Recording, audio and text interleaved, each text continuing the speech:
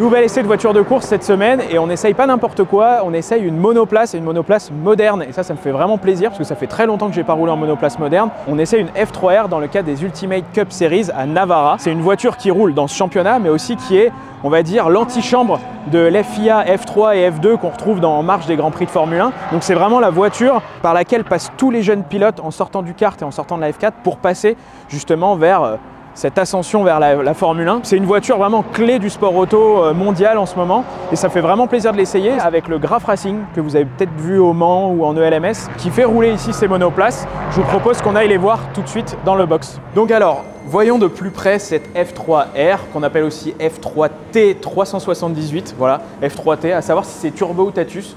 Je ne sais pas si quelqu'un a la réponse, mais voilà, donc c'est les nouveaux modèles de monoplace qui ont remplacé en fait la Formule Renault. De base, elle devait s'appeler Formule Renault, et puis pour une histoire de championnat, de règlement, aussi d'Alpine qui a remplacé Renault dans le langage sportif de la marque française, bah voilà, c'est devenu une F3 régionale by Alpine. C'est la même voiture que celle qui roule en FRECA, donc celle qui a vu par exemple Victor Martins, Isaac Adjar ou d'autres pilotes passer directement en F3 ou en F2 après en FIA. Donc voilà, c'est vraiment la voiture de base dans laquelle la plupart des pilotes roulent aujourd'hui après le karting et après la F4 pour passer au-dessus. On va dire que c'est la voie royale vers la F1, on va dire en quelques mots. Ici, comme on est en Ultimate Cup Series, il y a une vraie différence avec justement ces voitures de la FRECA qui roulent en F3, donc régionale. C'est d'abord ces pneus. On le voit tout de suite, c'est des pneus avec des grandes jantes, c'est du 17 pouces. C'est un peu similaire à ce qu'on voit en F1, justement avec ces jantes qui sont devenues assez grandes. C'est Michelin qui a sorti ce pneu. C'est un pneu qui est beaucoup plus fin que celui qu'on trouve justement dans ces catégories de jeunes. Voilà, c'est un choix technique qui est plutôt esthétique, je trouve, ça rend la voiture encore plus musclée. Il faut savoir qu'en FRECA, eux, ils sont en 13 pouces, avec donc des flancs de pneus beaucoup plus gros, et qui sont d'ailleurs pas du Michelin. Donc vous voyez que c'est une voiture qui a un look, moi, que je trouve absolument canon, elle est très bien équilibrée. Les monoplaces dans l'histoire, parfois, elles n'ont pas toujours été super belles. Celle-là, elle fait vraiment petite F1, quoi. Elle est très simple. Donc si on commence ici par la moustache, elle est assez costaud, avec ici un double flap. Faut savoir que jusqu'à il n'y a pas longtemps, on n'en mettait qu'un seul dans les catégories de promotion. Ici, il y en a un double qui est réglable. Ça va avoir une grosse incidence sur l'aérodynamique de la voiture parce qu'en monoplace, on va dire que l'aérodynamique avant, c'est ce qui va vous permettre de tourner. Donc plus on en rajoute et plus on va avoir du train avant. Voilà. Par contre, parfois, c'est au détriment de la vitesse de pointe ou d'autres paramètres. Mais la moustache à l'avant sur les monoplaces, vous devez le savoir si vous regardez beaucoup la F1 ou d'autres catégories comme ça, c'est vraiment un point essentiel, reconnaissable, on va dire, des monoplaces. Donc ça, pour les réglages, c'est hyper important. Ensuite, on a une triangulation et une suspension, on va dire, assez classique avec des amortisseurs Koni pour ceux qui veulent la marque.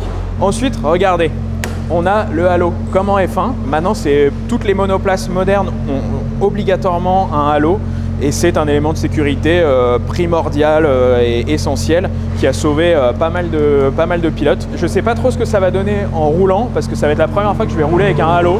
J'espère que ça va pas trop me gêner, on verra tout à l'heure. Mais voilà, ça fait un look très moderne. Ensuite, vous pouvez voir qu'ici, sur le côté, au niveau des carrosseries en carbone, c'est vraiment, je trouve, super bien travaillé, avec plein de petits détails, notamment avec cet appendice ici, le fond plat qui est aussi très travaillé. Ici, vous voyez, d'habitude, avant, dans les monoplaces, on faisait voilà, ici, pareil, un fond plat très droit. Là, ici, on vient un peu travailler vraiment comme en F1. C'est vraiment simplifié par rapport à la F1 avec des extracteurs ici. Moi je trouve ça vraiment très beau et c'est une vraie belle machine. On peut aussi dire que la taille de la voiture, je trouve, a beaucoup augmenté par rapport à... Alors c'est difficile, on ne peut pas en mettre l'une à côté de l'autre, mais la taille de la monoplace a vraiment augmenté par rapport aux anciennes Formule Renault par exemple, parce que c'est ce qui est comparable et d'ailleurs c'est l'évolution de la Formule Renault. On a gagné vraiment, je pense, plusieurs dizaines de centimètres en taille, que ce soit en empattement, en longueur, dans toutes les dimensions. Au niveau du moteur, alors on voit pas grand chose, c'est un moteur avec ici un cache par-dessus assez plat. On peut juste voir ici les échangeurs, donc on peut s'imaginer qu'il y a un turbo, et c'est le cas, parce que c'est le moteur 1,8 litre 4 cylindres de la Mégane RS, voilà, qu'on peut aussi retrouver dans l'Alpine. C'est toi qui me faisais la remarque, Hugo, ce matin. Je ne savais pas que le moteur de la Mégane RS était similaire à celui de l'Alpine, qui ici fait 270 chevaux, donc c'est beaucoup. Il faut savoir, pour une monoplace qui fait 630 kg à peu près sans le pilote, parce que en général on calcule le poids avec pilote, mais si on enlève le pilote ça fait 630 kg. Sincèrement, ça fait vraiment léger. Donc, sur la partie arrière, on voit pas mal de choses. Ici, premièrement, un radiateur pour l'huile de boîte. On a ici les amortisseurs Koni. Et puis voilà, toute cette triangulation qui est très aérodynamique, qui est en... Ouais, c'est du métal.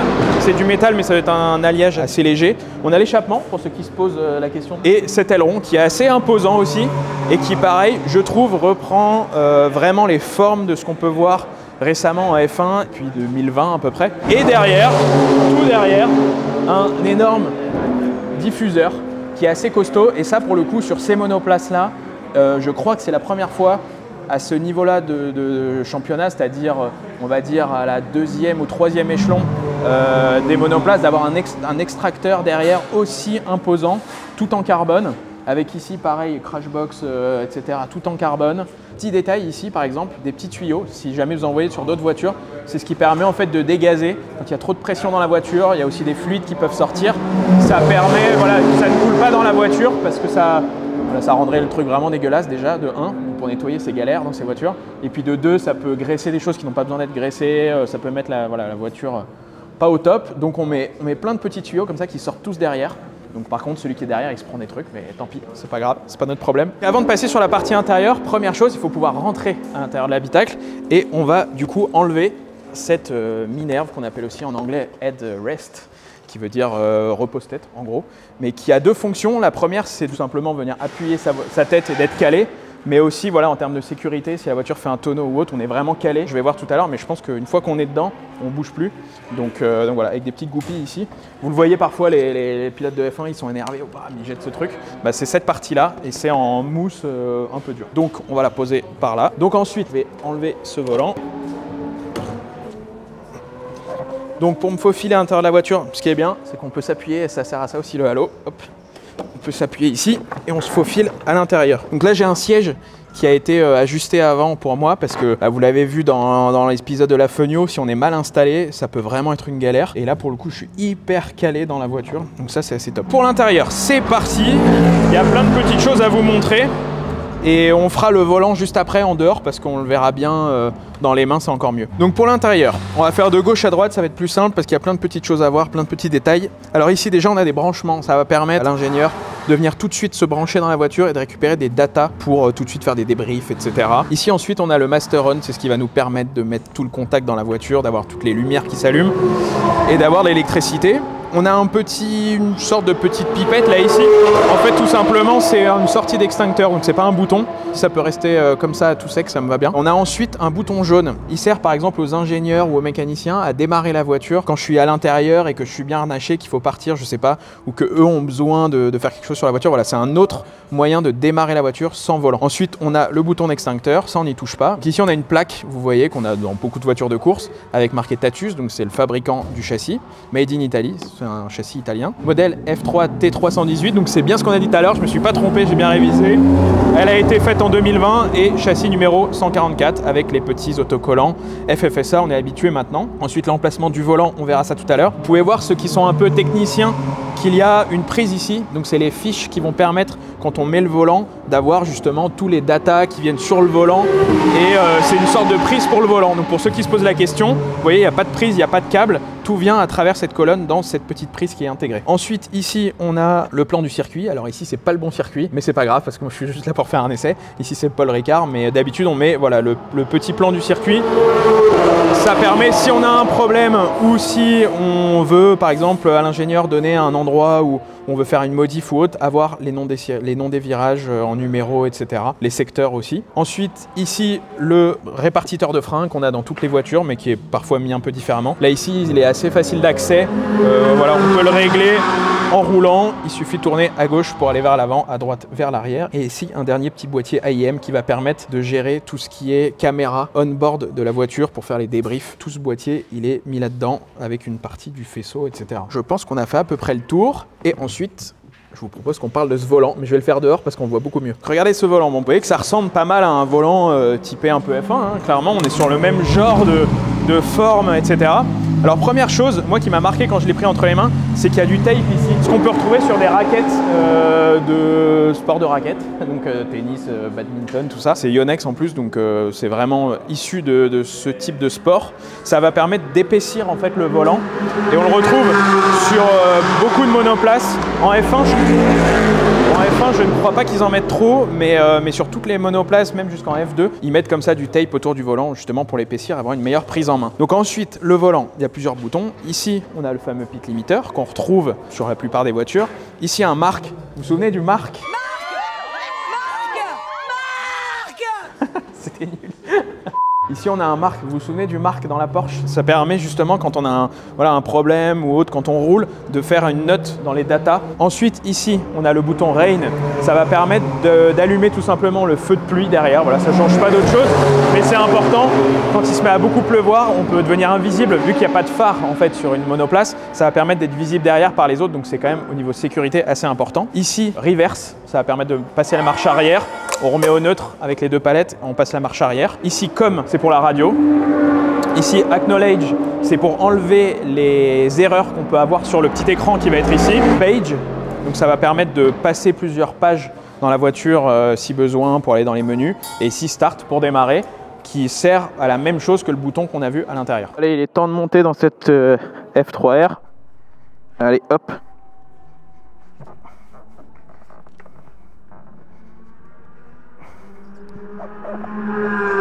Hop, on se laisse tomber. Donc là, on sort la voiture. Je vais mettre le petit volant avant, c'est mieux quand même pour rouler. Comme ceci. Faire toujours gaffe quand vous mettez un volant comme ça. Toujours le faire venir vers vous pour être sûr, parce que s'il s'enlève en roulant, c'est pas top. Donc ici, on va venir mettre donc le Master On. Vous voyez, comme j'en ai parlé tout à l'heure, on ne voyait pas l'écran, mais là, ça s'affiche. Là, la voiture est prête à démarrer. On attend juste le go des mécaniciens pour pouvoir partir. Mais c'est assez impressionnant. Première chose, je vais voir en roulant, mais je ne sais pas comment vous expliquer le halo pour ceux qui se posent la question. En fait, le cerveau fait abstraction en fait avec les deux visions. C'est comme s'il s'oubliait en fait au milieu. C'est assez difficile à décrire, mais en fait, c'est comme si je le voyais plus en fait.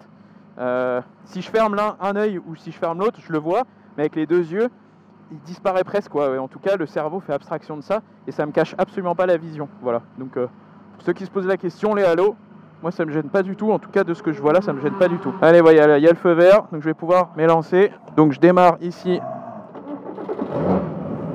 Voilà, la voiture est démarrée. Ensuite, je vais mettre la première.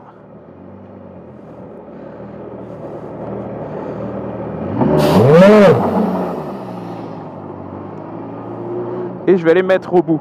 Ça me fait assez bizarre, je vais être honnête avec vous, ça me fait assez bizarre parce que ça fait depuis, je pense, 2011 et des tests en Formule Renault que je n'ai pas roulé dans une monoplace moderne. J'y pensais tout à l'heure comme ça, mais c'est vrai que, hormis la F1 qu'on a testé sur la chaîne, mais qui est vraiment quelque chose de très spécifique parce que une F1, surtout ancienne comme ça, on roule pas fort quoi. Donc là c'est la première fois que je vais avoir une monoplace moderne avec des palettes, sachant que moi à l'époque, quoi que si les tests en Formule Renault il y avait des palettes, mais avant en F4 par exemple j'avais un levier ici. Donc là ça va être la première fois que je vais avoir quelque chose d'aussi moderne, aussi puissant aussi, enfin aussi performant j'ai envie de dire. Et sur la chaîne, depuis le début j'y réfléchis, mais c'est vraiment très performant quoi. Je pense que même que c'est un peu plus performant que la NP02, rien qu'en termes de look et en termes de vision, ça donne vraiment envie de rouler dans ces monoplaces toute l'année. J'espère que ça va me plaire en piste.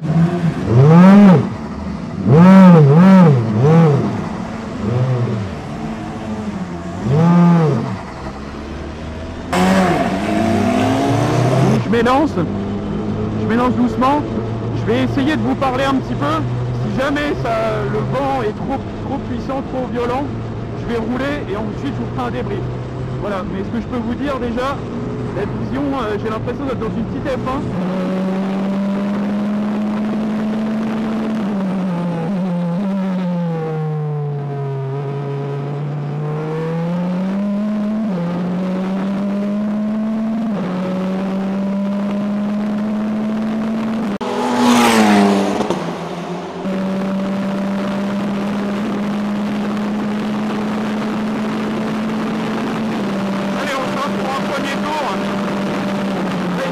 Totalement d'appui, ça arrive très fort. Hop, un frein, on tombe la 2, on repart. Gaston. Ici on retient la peau. Et là on va rentrer très fort ici. On va rentrer très fort. On va essayer de garder les gaz, ça saute pas mal. que on accélère tôt, ça survient un peu, c'est pas grave.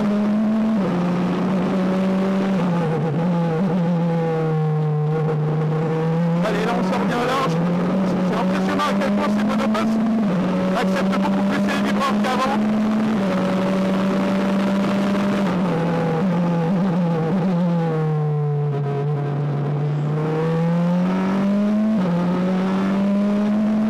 On reste bien à fond, on vient se positionner. On vient se positionner, on accélère tôt. Deuxième angle droit.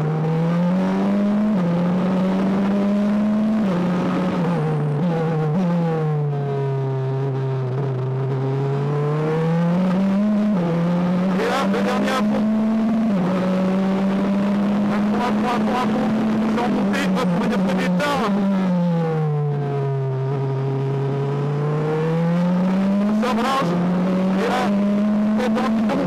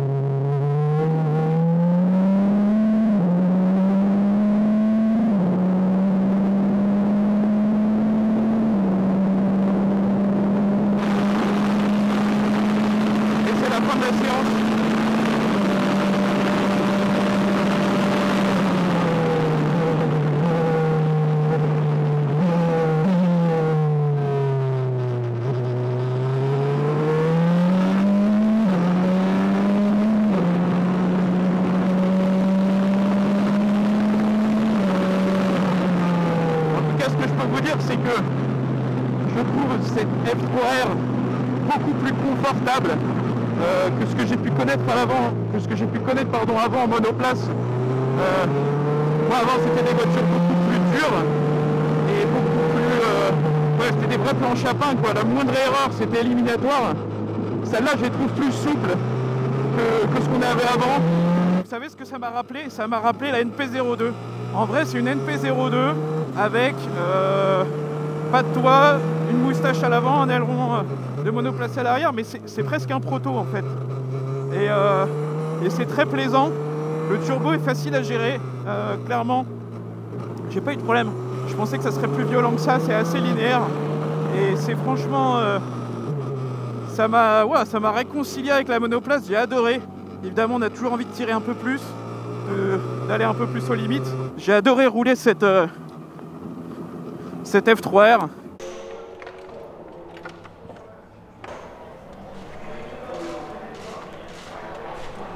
Ouais, c'est pas mal, hein. Franchement, je répète tout le temps franchement, mais putain, je me suis éclaté, hein. C'est vraiment rapide.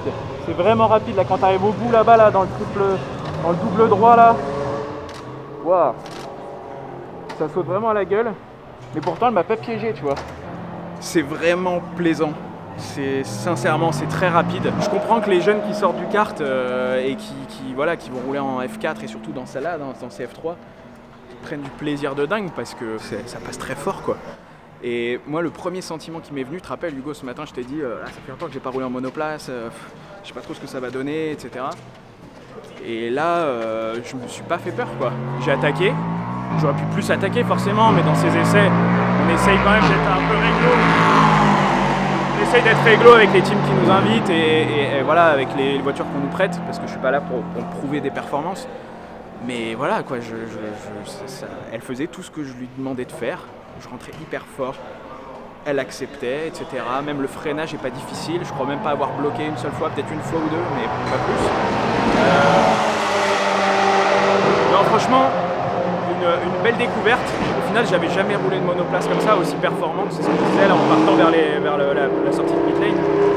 Voilà, moi à mon époque, c'était pas il y a très longtemps, mais à mon époque, les voitures étaient plus dures, plus difficiles, fallait emmener beaucoup plus de vitesse pour être rapide avec. Je voulais les deux profils de pilotes, que ce soit les jeunes ou les gentleman drivers, ceux qu'on appelle comme ça, mais c'est quand même des gens très rapides, peuvent s'amuser parce que d'un côté, on se fait pas peur et on a l'impression de rouler on roule dans une voiture très rapide, et de l'autre côté, pour les jeunes,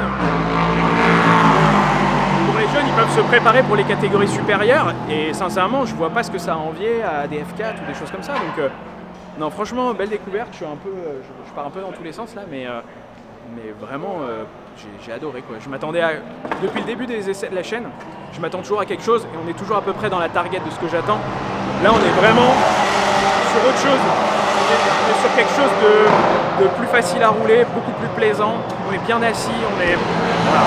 Avant de terminer cette vidéo, je vous propose qu'on aille voir Pascal Roturier qui dirige le Graph Racing, qui nous a prêté donc gentiment cette F3R pour qu'il nous explique un peu pourquoi il les fait rouler en Ultimate et l'intérêt de ces voitures-là. Voilà. Allez, on y va. Donc Pascal, c'est toi qui dirige le Graph Racing. Oui. Tu m'as fait rouler en cette voiture, j'ai pris énormément de plaisir, sincèrement. C'est vraiment, c'est le cas dans la plupart des essais, mais là c'était particulièrement le cas. Bon, présente-nous déjà en 2 mots ton équipe. L'équipe existe depuis quasiment une quarantaine d'années. On est spécialisé dans la monoplace et le sport prototype. Et on a toujours gardé la monoplace justement pour entraîner nos jeunes pilotes et aussi nos gentlemen pour accéder aux autres disciplines, parce qu'on considère toujours que la monoplace c'est vraiment l'école du sport automobile. Ouais, c'est clair. On est tous passés par là. Donc là ici on est en Ultimate Cup Series. C'est une série monoplace dans laquelle ces voitures-là peuvent rouler. Donc on sait qu'elles roulent en F3 régional, donc avec les jeunes qui veulent aller vers la F1. Et ici c'est pour des pilotes un peu différents. L'objectif de l'Ultimate Cup Series, c'est un championnat de promotion. On est là aussi pour faire découvrir le sport automobile à des débutants, que ce soit à des jeunes pilotes ou des gentlemen. C'est exactement la même voiture qui est utilisée sur d'autres championnats comme l'Africa, ce qui leur permet justement de s'entraîner à moindre budget, parce que le coût aussi est quand même moindre sur ce type de championnat, pour accéder ensuite vers une carrière monoplace, une carrière prototype. Nous on propose les 2 alternatives. On peut en parler. Le prix de la voiture, est-ce que tu l'as en tête? Oui, le prix de la voiture, c'est une voiture qui vaut à peu près 120 000 € hors taxe. Après, pour ceux qui veulent savoir, rouler en monoplace en Ultimate Cup Series avec les F3R, donc les dernières générations comme celle-ci, en gros, combien ça coûte à peu près? Je sais que, on dit toujours, il y a des différences entre eux selon les essais et autres, mais pour avoir une idée pour les gens. Alors, pour ce qui est uniquement du championnat, il faut compter une enveloppe d'à peu près de 150 000 €. Okay. Voilà, et après, en fonction des journées d'essai, on peut aller beaucoup plus loin. Mais à partir de 150 000 €, on peut faire une saison complète en Ultimate Cup Series, dans de bonnes conditions, avec 3 courses par week-end, une capacité et un temps de roulage important, et puis surtout une faculté de pouvoir apprendre ce qu'est la course dans de bonnes conditions, sur des super circuits, dans un environnement et dans un événement bien préparé, bien managé, quoi. Ouais, c'est ça. Et comme tu le disais, donc 3 courses par week-end, moi je trouve ça intéressant parce que ça permet quand même d'engranger pas mal d'expérience et de se faire justement pour les catégories d'au-dessus, ça permet de vraiment prendre de l'expérience. Et nous, dans le principe, que nos pilotes viennent en monoplace, on leur applique exactement la même rigueur, la même méthode de travail que lorsqu'ils iront en LMP3, en LMP2 ou dans d'autres équipes plus capées. Voilà, c'est ce que je connais. Toi, exactement, on le fait. Toi, on peut le dire, vous faites LMP3 jusqu'au LMP2 et 24 heures du Mans. Bon, écoute, merci pour ces petits conseils.